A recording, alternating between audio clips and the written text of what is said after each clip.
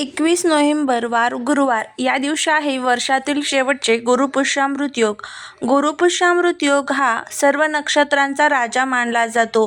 पुष्य नक्षत्र ज्यावेळेस गुरुवारी येते त्यावेळेस गुरुपुष्यामृत योग तयार होत असतो. गुरुपुष्यामृत योग हा प्रत्येक कामासाठी खूप महत्त्वाचा मानला जातो.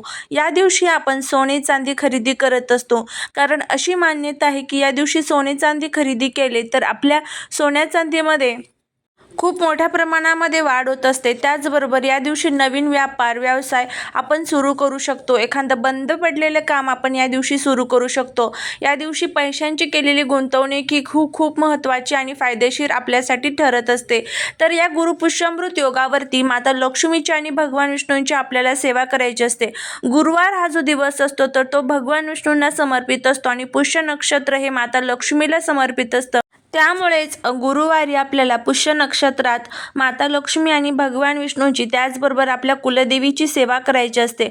गुरुपुष्यामृत योगाचं जे चिन्ह आहे तर ते गाईचं स्तन आहे. गुरुपुष्यामृत योग म्हणजे पुष्य म्हणजे पोषण करणारा, रक्षण करणारा आणि या गुरुपुष्यामृत योगामध्ये केलेलं कोणतंही काम हे आपलं फलदायी ठरत असतं. तर या गुरुपुष्यामृत योगावरती आपल्याला एक उपाय करायचा आहे.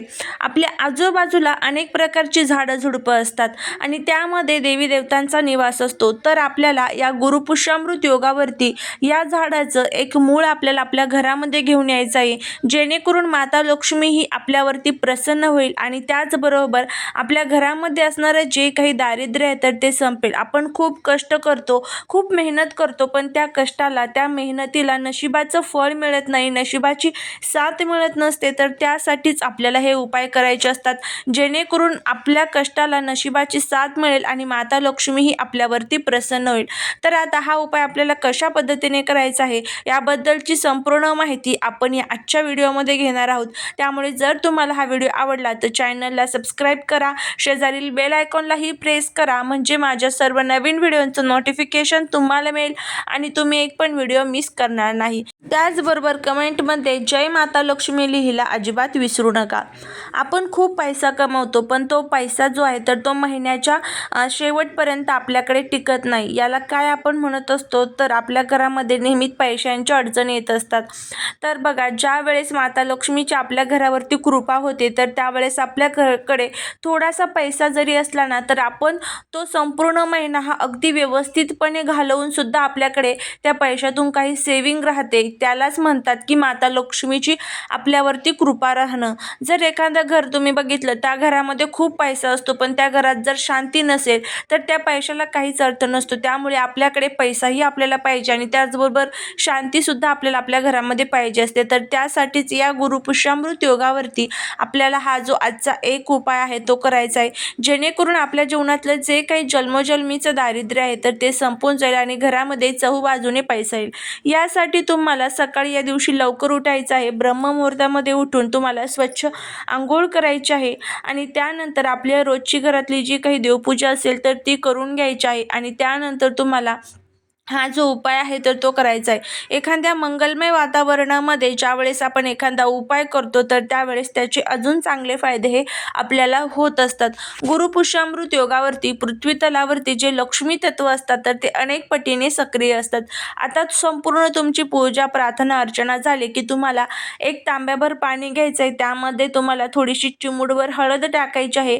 एक तुपाचा दिवा तुम्हाला प्रज्वलित करून घ्यायचा आहे आणि त्यानंतर तुम्हाला केळीच्या झाडाजवळ जायचं आहे. गुरुवारी केळीच्या झाडाची पूजा केल्यामुळे भगवान विष्णू हे खूप प्रसन्न होत असतात, कारण केळीचं झाड हे साक्षात भगवान श्री विष्णूंचंच प्रतीक मानलं जातं. त्यामुळे आपल्याला या केळीच्या झाडाचा उपाय या गुरुवारी करायचा आहे. तर आता केळीच्या झाडाजवळ गेल्यानंतर सर्वात प्रथम तुम्हाला त्या केळीच्या झाडाला जे पाणी आपण आणलेलं आहे तर ते ओम नमो भगवते वासुदेवाय या मंत्राचा जप करत करत तुम्हाला अर्पण करायचं आहे. त्यानंतर तुम्हाला जो दिवा आपण आणलेला आहे तर तोही तुम्हाला तिथे अर्पण करायचा आहे. त्या केळीच्या झाडाच्या तुम्हाला 5 प्रदक्षिणा मारायच्या आहेत आणि तुम्हाला तिथे भगवान विष्णू आणि माता लक्ष्मीला प्रार्थना करायची आहे. त्यानंतर तुम्हाला आपल्या जे केळीचं झाड आहे आपल्या बाजूला, तर तिथे थोडासा खड्डा काढून त्या झाडाचं जे मूळ आहे तर ते थोडंसं मूळ आपल्या हाताच्याच साहाय्याने आपल्याला तोडायचं आहे. इथे कात्री वगैरे आपल्याला वापरायची नाही आहे, चाकू वगैरे वापरायचा नाही, कोणतीही धारदार वस्तू आपल्याला इथे वापरायची नाही आहे. हाताच्याच साहाय्याने जितकं तुटेल तितकं तुम्हाला ते तोडून आणायचं आहे आणि त्यानंतर तुम्हाला ते मूळ घरी घेऊन यायचं आहे. घरी आणण्या अगोदर त्या झाडाच्या तिथे भगवान विष्णू आणि माता लक्ष्मीला प्रार्थना करायची आहे आणि नंतर ते मूळ आपल्याला घरी घेऊन यायचं आहे. आता हे मूळ घरी आणलं की त्यानंतर ते स्वच्छ धुवून पुसून घ्यायचं आहे.